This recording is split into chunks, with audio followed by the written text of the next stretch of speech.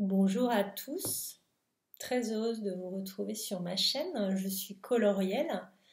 Je vous parle de parcours d'éveil, plus particulièrement souvent parcours d'éveil en dyade gémellaire, c'est-à-dire par le duo d'âme avec son jumeau d'âme. Aujourd'hui, je vais poursuivre la lecture de mon livre en vous parlant du chapitre 12 qui se nomme L'entreprenant dès le premier rendez-vous. Ce chapitre 12, page 202, parle du triangle de Karpman. Donc je vous remontre le livre et je vous montre le schéma du triangle de Karpman avec le persécuteur qu'on appelle aussi le bourreau, le sauveur, sauveteur et la victime. Bonne lecture. Suite de ma décrépitude en plongée de nuit noire de l'âme NNA. Par l'étude du triangle de Karpman qui positionne l'autre en force opposée. Si vous êtes le bourreau, il est victime. S'il est victime, vous basculez en bourreau ou en sauveur.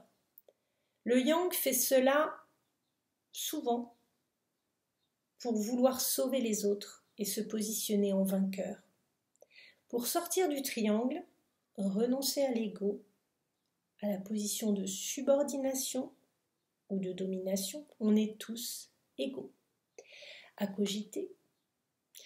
Le jour même de notre rupture avec le Golfman, qui est le chapitre précédent, j'écris aux autres pour conjurer le mauvais sort, passer à autre chose, ne pas me focaliser et aussi positiver.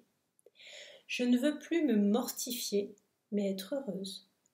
Gommer les aspérités de route et voir loin devant, cap au sud. Marre de ressasser, marre de somatiser, en pro et perso, cela me plombe trop.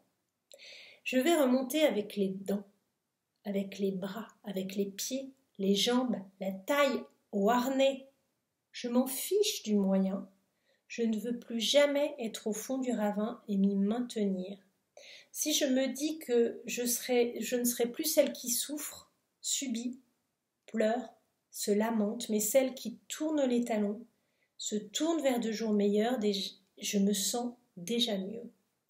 Non mais, je souhaite alléger mes sacs de cailloux de tellement de lourdeur, passer que mes épaules flagadas me hurleront « Merci !»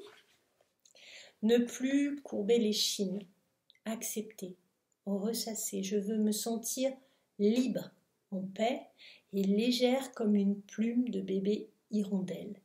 Fini les cafards et les pleurs, je décide de profiter du moindre bon moment à plein poumon et reléguer au fond d'une cave le carton plein de cailloux et tous ces produits corrosifs et toxiques que je me trimballe depuis bien trop longtemps.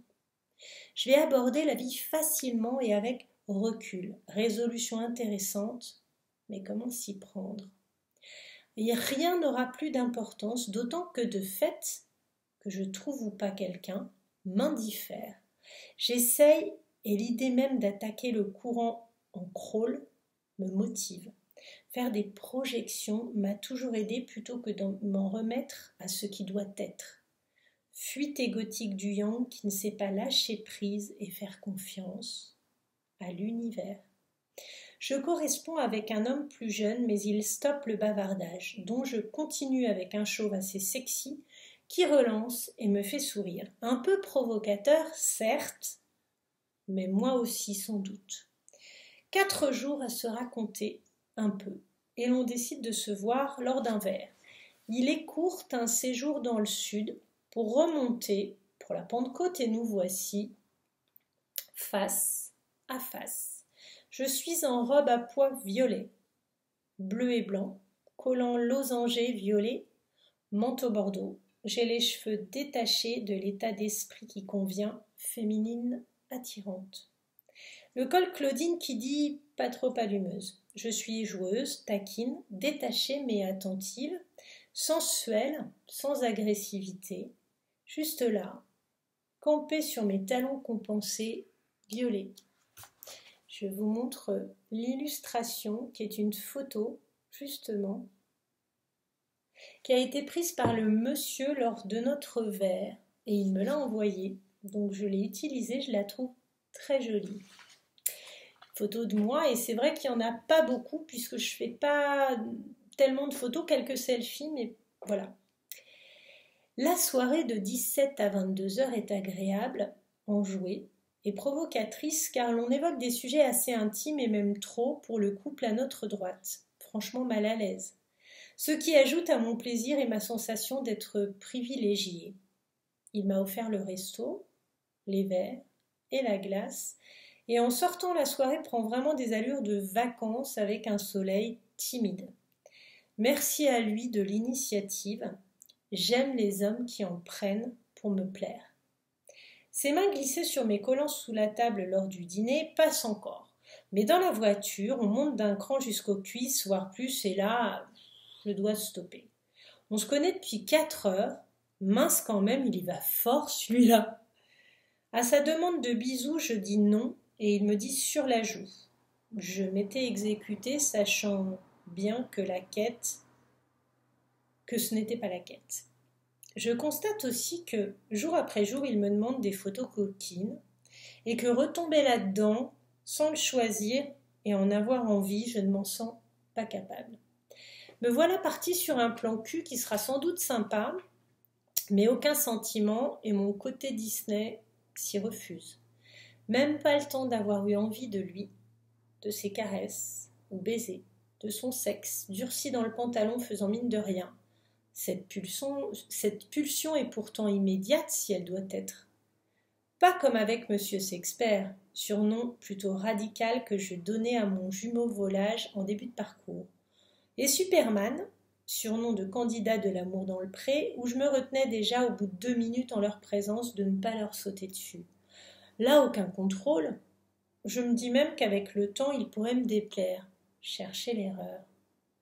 Les 2 suivants me proposent leur 06 pour venir les rejoindre un soir alors qu'aucun verre n'a été pris, ni accepté pour aucun, finissant de m'achever. Je me désabonne de Mythique Adopte, le cœur soulagé.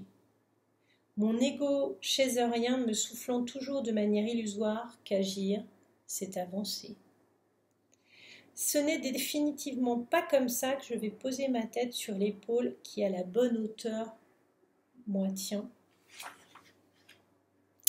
Voilà pour ce chapitre 12, Le chapitre 13, c'est le retour à la source de cette photo que j'ai envoyée à mon jumeau un jour en pulsion lorsque j'ai eu envie de me reconnecter avec lui et c'est toutes mes désillusions amoureuses précédentes qui se terminent par le chapitre 12 qui m'y amène.